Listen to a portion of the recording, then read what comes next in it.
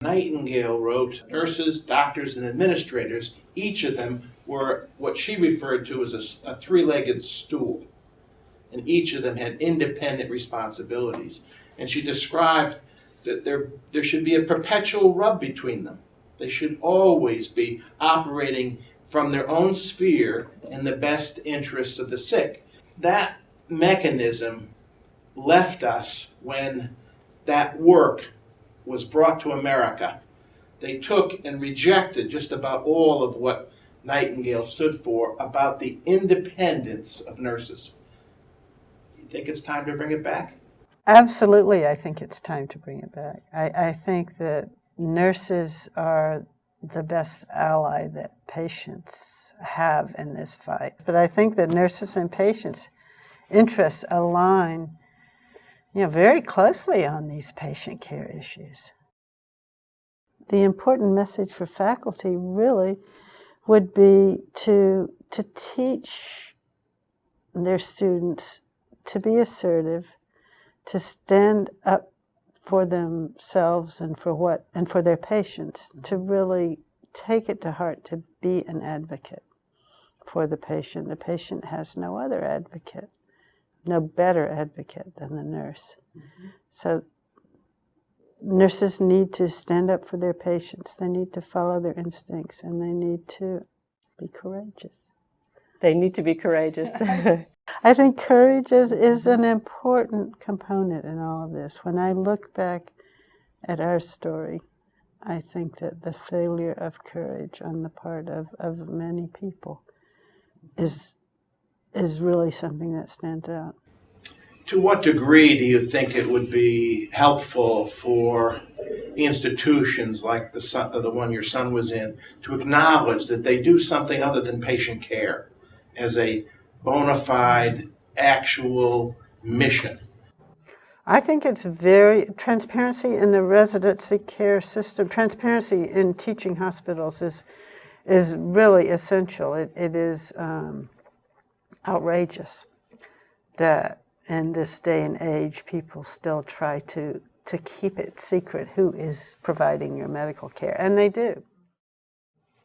Again, one of the components of the Lewis-Blackman Act was that the hospitals have to tell people that they have students and residents, but they do it in a very general way. What we really wanted was names and levels of training.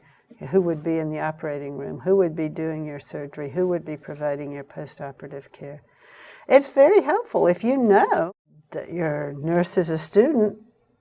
If her knowledge seems limited, you'll know to call someone else, and that just in itself provides a safety mechanism for the patient. Just that little bit of knowledge. So I assume it's on people's name badges here. In South Carolina, it's only South Carolina law, but I've noticed in years since that in other states I'll see people labeled resident instead of just saying Dr. Smith, which is a great advance. Because one of the things that happened with us was that the senior resident allowed us to believe that he was the attending we had called. I think internal medicine has a much more explicit policy that interns and residents are supposed to be given much more autonomy. I don't think any of the other fields have it quite so explicitly. Is this what you would argue against, the autonomy? Yes. I don't think you can learn anything you're not taught. People they learn by guesswork, and if they pick up good habits, it's just by the grace of God. One of the issues that we have touched on is the idea of nursing culture, and that really is not so much a patient issue, but I think it's a very important one, how people deal with cultures that might be intimidating, that might not always end up being in the best interest of the patient. The question of how to empower nurses to do that.